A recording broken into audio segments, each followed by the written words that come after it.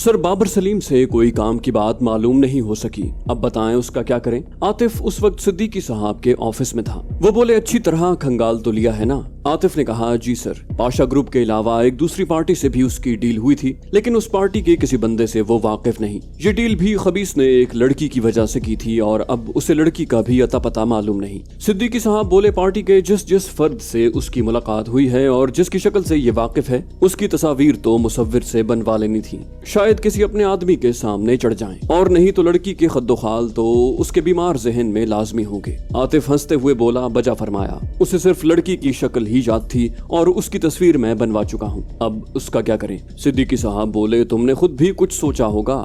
उन्होंने गेंद उसके कोर्ट में फेंक दी। आतिफ बोला मेरे पास तो माफी की गुंजाइश नहीं है सर, और वैसे भी घर वालों और अजीजो अकारिब के लिए वो मर चुका है, अखबार में उसकी मौत की खबर शाया हो चुकी है। सिद्दीकी साहब बोले चलो ठीक है, बदरुद्दीन साहब से पूछ लेते हैं। आतिफ ने कहा मेरी छुट्टी का भी पूछ लें सर। सिद्दीकी साहब मुस्कुराए, यार तुम घर वालों को इधर ही ले आओ ना। आतिफ बोला सर मैंने कराची में मुस्तकिल नहीं रहना, 3-4 साल के बाद मेरी पोस्टिंग आ जाएगी। दूसरा आपको पहले भी बताया है कि अम्मी जान यहाँ आने पे राजी नहीं, वो अपना आबाई गांव नहीं छोड़ना चाहती। सिद्दीकी साहब बोले जब शादी कर लोगे तो फिर क्या करोगे। आतिफ ने मुस्कुराते हुए जवाब दिया जो अब कर रहा हूँ सर। वो बोले पता नहीं क्या देखा है आंटी ने मरी में, कराची, लाहौर, इस्लामाबाद जैसे तरक्की याफ्ता शहरों को छोड़कर एक छोटे से गाँव में खुश हैं जहाँ जिंदगी की बुनियादी सहूलतें भी मयसर नहीं। आतिफ ने मरी की वकालत की, बोला इसके बावजूद पूरे पाकिस्तान के लोग वहाँ सैरो तफरी के लिए खिंचे आते हैं। सिद्दीकी साहब बोले जैसे आपकी मर्जी। बाय द वे कितनी छुट्टी जाना है। आतिफ ने कहा महीना तो जाऊंगा ना सर, फिलहाल कोई जरूरी केस भी नहीं है, अगर कोई ऐसा मसला हो गया तो बुला लेना। सिद्दीकी साहब बोले पाशा ग्रुप के आदमियों से कोई मजीद मालूमात मिली। वो बोला नहीं सर, उनका सरगना अगर हाथ आ जाता तो शायद दूसरे शहरों में मौजूद उनके बंदे भी पकड़े जाते, मगर अब मुश्किल है। सिद्दीकी साहब बोले पार्वती का भी कोई सुराग नहीं मिला।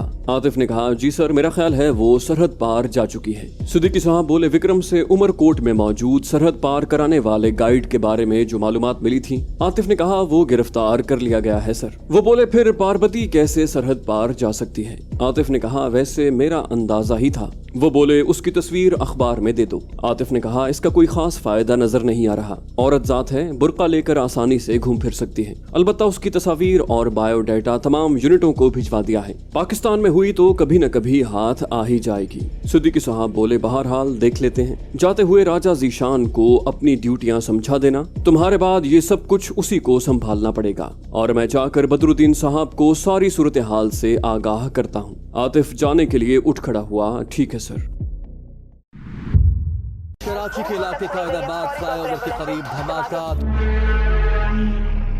रोशनी के शहर कराची को तारीक करने की साजिशें बेनकाब, भारतीय एजेंसी रॉ की चालबाजियां, मक्कारियां, एक ऐसे नौजवान की दास्तान जिसे हालात ने दहशतगर्द बनने पर मजबूर किया।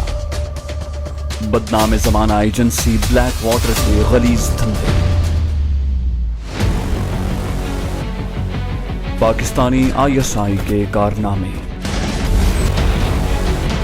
मुल्क की खातिर कुर्बानियां, स्नाइपर और भगोड़ा के बाद पेश खिदमत है रियाज आकिब कोहलर का एक और शाहकार नॉवल दलदल।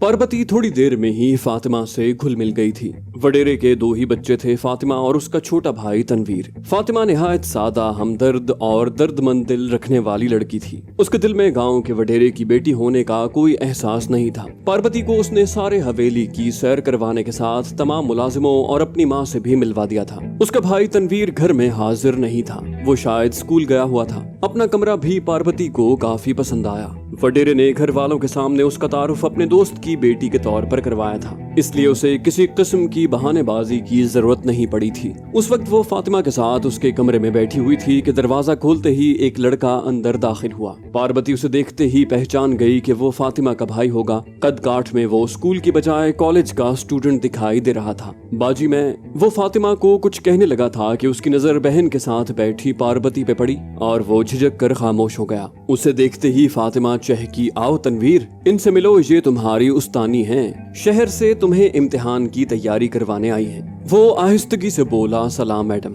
पार्वती ने सर हिलाकर उसके सलाम का जवाब दिया। वो अपनी बहन से सिंधी में बातचीत करने लगा। फातिमा बोली ठीक है, मैं अब्बू से कह देती हूँ, मगर 8 बजे तक वापस आ जाना। फातिमा ने शायद पार्वती की वजह से उर्दू में जवाब दिया था और तनवीर सर हिलाकर कमरे से निकल गया। फातिमा बोली दीदी मैं 1 मिनट में आई और वो भी कमरे से निकल गई। थोड़ी देर बाद वापस आकर बोली तनवीर ने साथ वाले गोठ में क्रिकेट का मैच खेलने जाना था। चूंकि अब्बू से बात करते हुए घबराता है इसलिए मुझसे पूछने आ गया। पार्वती ने पूछा क्या अंकल इतने सख्त तबीयत के हैं और उसने माँ को क्यों नहीं बताया। उसके लहजे में हैरत थी। फातिमा बोली ऐसी कोई बात नहीं, असल में मैट्रिक के इम्तिहान में फेल होने के बाद अब्बू ने उसके खेलने पे पाबंदी लगा दी थी, बस इसीलिए, वरना तो अब्बू जैसा नरम तबीयत और ठंडे मिजाज का आदमी पूरे गोठ में नहीं है। बाकी अब्बू जान मुझसे बहुत मोहब्बत करते हैं और मेरी कोई बात नहीं टालते, इसलिए ये उमूमन मेरे पास ही आता है। पार्वती ने कहा एक बात पूछूं, नाराज तो नहीं होंगी। वो बोली बेधड़क होकर पूछो दीदी। पार्वती ने कहा मेरे अंदाजे के मुताबिक आपकी उम्र 23-24 साल होगी, इस नाते आपको अब तक शादी कर लेनी चाहिए थी। यूं भी सिंध में कम उम्री की शादी का रिवाज है। वो बोली मेरी मंगनी ताया के लड़के के साथ हो चुकी है, वो MBBS कर रहा है। उसका कहना है कि जब तक उसकी तालीम मुकम्मल ना हो वो शादी नहीं करेगा। पार्वती मुस्कुरा कर बोली ख्याल रखना, मेडिकल के शोबे में औरतों से मिलने जुलने के मौके बहुत ज्यादा होते हैं, कहीं वो किसी और से दिल न लगा बैठे। फातिमा शर्मा गई, बोली वो ऐसा नहीं है दीदी, मुझसे बहुत मोहब्बत करता है, रोजाना सुबह को उठते और रात को सोते वक्त मुझे फोन जरूर करता है। पार्वती ने पूछा तनवीर की मंगनी वगैरह की है कि नहीं। फातिमा बोली नहीं दीदी, शायद मैट्रिक के बाद हो जाए। और पार्वती सर हिलाकर रह गई। आम घरेलू मामलात के मुताल्लिक बातें करना उसे बहुत अच्छा लगता था। वो जिस शोबे से ताल्लुक रखती थी उसमें शादी करने और घर बसाने का कोई तसव्वुर नहीं था। लड़की जब तक पुरशबाब रहती उसे चारे के तौर पर इस्तेमाल होना पड़ता और जब उसकी जवानी ढल जाती तो उसे कबूल करने के लिए कोई तैयार न होता। मुल्क व कौम की खातिर भारत की बेटियां ये काम कर गुजरती थीं और पार्वती भी उनमें से एक थी। मगर इस्माइल शाह की मोहब्बत ने उसके दिल की दुनिया बदल दी थी। इसी वजह से पाशा की मौत के बाद उसने वतन वापस न जाने का फैसला किया था। उसे उम्मीद थी कि इस्माइल शाह उसे अपना लेगा। वो उसे अपनाने पे राजी न होता तो भी वो उसके साथ बगैर शादी के रहने पर तैयार थी। इस तरह कम से कम मुख्तलिफ किस्म के नापसंदीदा अफराद से तो उसकी जान छूट जाती। उन बूढ़े हवस परस्त गिद्धों से वो तंग आ चुकी थी। फातिमा का इस्तफसार उसे सोच की दुनिया से बाहर ले आया। दीदी आपने अब तक शादी नहीं की। वो बोली मैं बेवा हूँ। शादी के चंद दिन बाद ही मेरा शौहर एक एक्सीडेंट में जाँ बहक हो गया था। फातिमा ने अफसोस से सर हिलाया। ओह। पार्वती बोली अच्छा फातिमा अब मैं थोड़ा आराम कर लूं। फातिमा ने कहा ठीक है दीदी आप आराम करें, रात को गपशप करेंगे। और पार्वती वहाँ से उठकर अपने कमरे में आकर लेट गई। फिलहाल उसे किसी किस्म का गम नहीं था। छुपने के लिए इतनी अच्छी जगह का मिलना उसके वहमो गुमान में भी नहीं था। सबसे बढ़कर घर में कोई ऐसा मर्द नहीं था जो उसके हुस्न शबाब पर बुरी नजर डालता। वडेरा बूढ़ा और बीमार था, जबकि उसका बेटा गो नौजवान था मगर पार्वती से काफी कम उम्र था। इस लिहाज से उसने मर्दों की कुर्बत से एहतराज बरतने का जो अहद किया था उस पैमान को कोई खतरा नहीं था। बिस्तर पर लेटते ही चंद लम्हे बाद ही वो गहरी नींद सो गई। उसकी आंख फातिमा के जगाने पे खुली। दीदी उठ भी जाएं, शाम हो गई है, अम्मी जान खाने पे आपका इंतजार कर रही हैं। वो कसमसाते हुए उठ बैठी। ठीक है आप जाएं, मैं फ्रेश होके आती हूँ। फातिमा के लहजे में हैरानी थी। फ्रेश? पार्वती ने वजाहत की, मतलब हाथ मुंह धो के आती हूँ। फातिमा हंसते हुए बोली अच्छा अच्छा मैं समझ गई, और ये कहते हुए बाहर निकल गई। पार्वती खाने के कमरे में पहुंची तो फातिमा और उसकी माँ को मुंतजिर पाया। अंकल कहाँ हैं? फातिमा बोली वो अपने कमरे में ही खाना खाते हैं और तनवीर अभी तक वापस नहीं लौटा। फातिमा की माँ बड़ी मुशफिक औरत थी। खाने के दौरान वो पार्वती से उसके घर वालों की खैर खैरियत के मुतालिक पूछती रहती। वडेरे ने चूंकि उसे अपने दोस्त की बेटी बताया था इसलिए वो उल्टे सीधे जवाब देकर उसे मुतमईन करती रहती। खाने के बाद कहवे का दौर चला। कहवा पीकर पार्वती फातिमा के साथ उसके कमरे में आ गई। फातिमा को पढ़ने का बड़ा शौक था। अपने भाई की पिछली क्लासों की सारी किताबें उसने संभाल के रखी हुई थी। उसकी ख्वाहिश पे पार्वती ने उसे 5वीं क्लास से आगे पढ़ाना शुरू कर दिया। इसी दौरान तनवीर भी वापस आ गया। वापसी की इत्तला देने जब बहन के पास आया तो पार्वती ने उसे कहा खाना खाकर अपनी किताबें लेकर मेरे पास आ जाओ ताकि आज ही से पढ़ाई शुरू की जाए। वो सर हिलाता हुआ बाहर निकल गया। करीबन आधे घंटे बाद वो वहाँ अपनी किताबें लेकर पहुँच गया। पार्वती को वक्त गुजारी का एक बेहतरीन शुगल हाथ आ गया था। पहले चंद दिन तो तनवीर ने बहुत बेजारी के साथ पढ़ाई की, मगर उसके बाद आहिस्ता आहिस्ता उसकी दिलचस्पी पढ़ाई में बढ़ती गई। इस दौरान पार्वती को महसूस हुआ कि वो बड़े इन्हिमाक से उसकी बातें सुनता है और मुसलसल उसके चेहरे को घूरता रहता है। पार्वती जल्द ही उसके एहसासात से वाकिफ हो गई। वो कोई दूध पीती बच्ची नहीं थी। तनवीर अनजाने में जो राह इख्तियार करने जा रहा था वो उसके लिए बेहतर नहीं थी, लेकिन पार्वती को समझ नहीं आ रही थी कि उसे कैसे रोके। वो उसके मोहसिन का बेटा था और वो नहीं चाहती थी कि उसके दिल में कोई उल्टा सीधा जज्बा पैदा हो। चंद दिन सोचने के बाद एक दिन उसने फातिमा की मौजूदगी में उसे कहा, तनवीर तुम मुझे मैडम मैडम मत कहा करो, मुझे भी फातिमा की तरह बाजी कहो। वो दो टोक लहजे में बोला, नहीं आप मेरी बहन नहीं हो सकती। पार्वती बोली, क्या मतलब? क्या मैं इतनी बुरी हूँ कि तुम्हारी बहन कहलाने के भी लायक नहीं? वो बोली, नहीं मैडम ये बात नहीं, दरअसल आपको पहले दिन से मैं मैडम कह रहा हूँ तो अब बाजी कहते हुए झिझक महसूस होती है। यूं भी कहने से आप बहन थोड़ी हो जाएंगी। पार्वती ने कहा, बहन कहकर पुकारोगे तो खुद ब खुद तुम्हारे दिल में मेरे लिए वही जज्बात पैदा हो जाएंगे जो फातिमा के लिए होते हैं। तनवीर बोला, आपकी ये दलील भी गलत है मैडम। मेरा दोस्त सांवल अपनी चचाजाद बहन सकीना को हमेशा बाजी कहकर बुलाता था क्योंकि वो बचपन से उनके यहाँ पली बड़ी है। बाद में अपने वालिद की ख्वाहिश पर सांवल ने सकीना से शादी कर ली। आजकल दोनों मियाँ बीवी हैं। उसकी दलील सुनकर पार्वती हक्का बक्का रह गई और खामोशी से उसे पढ़ाने लगी। उसकी ये तदबीर नाकाम गई थी।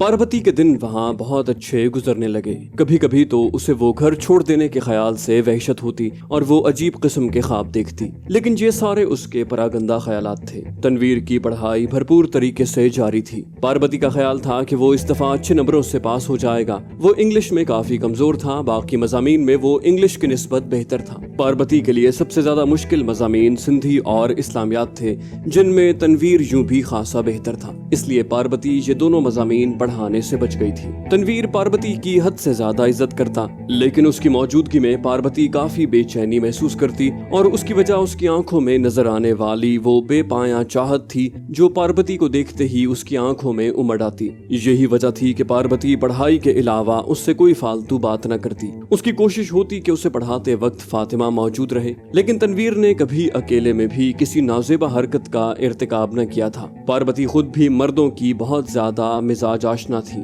वो हवस ज़दा और मोहब्बत भरी नजरों का फर्क समझती थी। तनवीर की आंखों में उसे कभी गलाजत या बेहूदगी नजर नहीं आई थी। वो अच्छा खासा खुश शक्ल और वजीह लड़का था, मगर पार्वती के उससे गुरेज की वजह ये थी कि वो खुद को किसी भी तरह उसके काबिल नहीं समझती थी। उसका माजी जितना घिनौना और पुरगलाजत था, इससे वो या उसका भगवान ही वाकिफ था। जहाँ तक गुनाहो सवाब का ताल्लुक था वो उससे मुबर्रा सही, मगर औरत और मर्द के ताल्लुक और औरत की खुए वफादारी से आशना थी। हिंदू तहजीब में एक खावत से वफादारी औरत का धर्म, दीन और सब कुछ है। बल्कि ये कहा जाए तो बेजाना होगा कि इस मामले में हिंदू मजहब अफराद का शिकार है और औरत के लिए कुछ ऐसी बंदिशें तजवीज करता है जो सरासर हुकूक इंसानी के खिलाफ हैं, और हिंदू होने के नाते ये तहजीब उसके खून में रची बसी थी। एक मासूम लड़के को धोखा देना जो कि उसके मोहसिन का बेटा था, उसे किसी भी तरह गवारा नहीं था। इम्तिहान आए और गुजर गए, नताइज हस्ब तवक्को आए थे। तनवीर अच्छे नंबरों से पास हो गया था।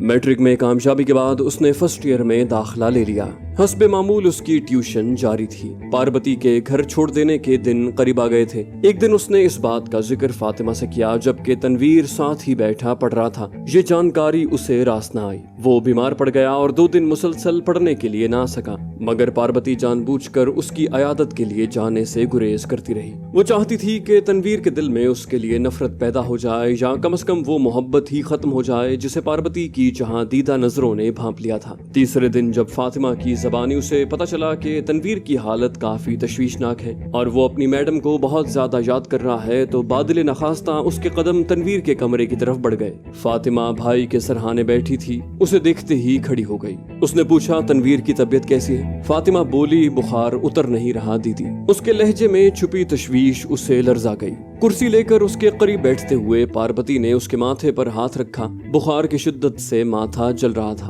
तनवीर के होंठों से हल्की सी आवाज बरामद हुई, मैडम आप मुझसे खफा हैं? फातिमा बोली, दीदी आप बैठे, मैं 5 मिनट में आती हूँ। इससे पहले कि वो तनवीर को जवाब देती, फातिमा जल्दी से बोली और जवाबन असबात में सर हिलाते हुए पार्वती तनवीर से मुखातिब हुई, मैं आपसे खफा हो सकती हूँ भला? तनवीर बोला, तो फिर आप मेरी बीमार पुरसी के लिए क्यों नहीं आई? पार्वती ने कहा, मुझे क्या पता था कि आपको इतना बुखार है, अब जैसे ही पता चला आ गई हूँ, क्योंकि बहनें होती ही भाइयों की खिदमत करने के लिए हैं। तनवीर सुर्ख होती आंखों से उसकी जानिब देखते हुए अजीब से जज्बे से बोला, मैं आपका भाई नहीं हूँ। पार्वती हंसने लगी, तो फिर क्या हुआ? वो बोला, पता नहीं। वो अपने दिल की बात जबान पर न ला सका। अचानक पार्वती ने फैसला किया कि उसे तनवीर के बढ़ते हुए कदमों को रोकने के लिए खुलकर गुफ्तगू करनी पड़ेगी। अनजाने में वो इतनी दूर निकल जाता जहाँ से शायद वापसी नामुमकिन होती, और वो उम्र की जिस स्टेज पे था उससे कुछ भी तवक्को की जा सकती थी। पार्वती बोली, तनवीर मैं बच्ची नहीं हूँ, तेरे एहसासात से वाकिफ हूँ, लेकिन तुमने जवानी के जोश में अपनी और मेरी उम्र के फर्क को फरामोश कर दिया है। तनवीर बोला, ये कोई फर्क नहीं है, अम्मी जान अब्बू से 10 साल बड़ी हैं। मेरी और आपकी उम्र का फर्क इससे कम ही होगा। उसके पास जैसे पहले से जवाब तैयार था। पार्वती बोली, बेवकूफ मैं बेवा हूँ। तनवीर बोला, तो क्या हुआ? क्या बेवा होना गुनाह है? आप जैसी भी हैं मुझे कबूल है। पार्वती की बातचीत ने उसे वो बात कहने का हौसला दिया था जो जाने कब से उसके दिल में छुपी थी। पार्वती बोली, ये तो तुम कह रहे हो ना, वालिदैन से भी पता किया है? उन्होंने जाने तुम्हारे लिए क्या क्या ख्वाब देखे होंगे। तनवीर बोला, उन्हें पता है, बल्कि उनकी भी यही ख्वाहिश है कि आप उनकी बहू बने। मैंने खुद बाबा साईं को अम्मी जान के सामने आपको बहू बनाने की ख्वाहिश का इजहार करते सुना है। पार्वती बोली, तनवीर तुम्हें और उन्हें मेरे माजी का पता नहीं है, वरना कभी भी इस किस्म की ख्वाहिश का इजहार न करते। तनवीर ने कहा, गुस्ताखी माफ करना, मैं फर्ज करता हूँ कि आप बालिग होने के बाद किसी कोठे पे बैठकर पेशा करती रही हैं और अभी वहाँ से भागकर हमारे घर में पनाह ली हुई है। अगर ऐसा हो तो भी मेरे दिल में आपकी चाहत कम नहीं हो सकती। पार्वती ने ये मौजू छेड़ते वक्त ये सोचा भी न था कि तनवीर उसे इस शिद्दत से चाहता है। उसने उसकी हर दलील को रद्द कर दिया था। आखिर कोई चारा कार न देखते हुए उसने जिच होकर कहा, तनवीर मैं तुम्हें कैसे समझाऊं, ऐसा होना मुमकिन नहीं है, मैंने जल्द ही यहाँ से चले जाना है। तनवीर बोला, आपके बगैर मेरा जीना भी मुमकिन नहीं। पार्वती बोली, ये डायलॉग फिल्मों में अच्छा लगता है। तनवीर ने आहिस्ता से गुनगुनाया, वो कर नहीं रहा था मेरी बात का यकीन, फिर यूं हुआ कि मर के दिखाना पड़ा मुझे। पार्वती गुस्से से खौलते हुए बोली, शट अप। तनवीर घबरा गया, माफी चाहता हूँ मैडम। पार्वती बोली, मैं जा रही हूँ और खबरदार आइंदा ये मौजू छेड़ा तो। मेरे 2-3 हफ्ते रह गए हैं, इतनी देर मुझे बर्दाश्त कर लो, फिर जो मर्जी आए करना। वैसे भी तुम्हें एक से एक खूबसूरत लड़की और अपनी हम उम्र लड़की मिल जाएगी। तनवीर बोला, मैडम सिर्फ एक बात, बल्कि आखिरी बात। वो जाते जाते रुक गई। बोलो। तनवीर ने कहा, आपके पास आज की रात है, सुबह 8 बजे तक मुझे आपका हतमी फैसला दरकार है। अभी कुछ न कहना, पहले अच्छी तरह सोच लेना। मैंने आपसे पहले भी अर्ज की है और एक बार फिर बता रहा हूँ, मैंने आपके बगैर नहीं जीना, नहीं जीना और नहीं जीना। बस अब आप तशरीफ ले जा सकती हैं। पार्वती गुस्से से फटकर बोली, बेवकूफ मैं मुसलमान नहीं हूँ। तनवीर अटकते हुए बोला, तो मुसलमान होना कौन सा मुश्किल है? पार्वती बोली, जब कोई इस्लाम कबूल न करना चाहे तो मुश्किल है। तनवीर बोला, तो आप अपना मजहब न बदलें, मुझे आपके मजहब से क्या लेना? वो बोली, क्या तुम मेरा मजहब कबूल कर सकते हो? तनवीर जो उसकी जानिब चाहत भरी नजरों से देख रहा था, आंखें बंद करता हुआ खामोश हो गया। वापस मुड़ते हुए पार्वती को उसकी आंखों के गोशों से निकलती नमी नजर आ गई थी। वो खामोशी से बाहर की तरफ चल दी। जाने से पहले इस वीडियो को लाइक कर दीजिए। इंशाल्लाह आपसे अगली किस्त में मुलाकात होगी। तब तक अपना और अपने इस चैनल का ख्याल रखिएगा। अल्लाह हाफिज।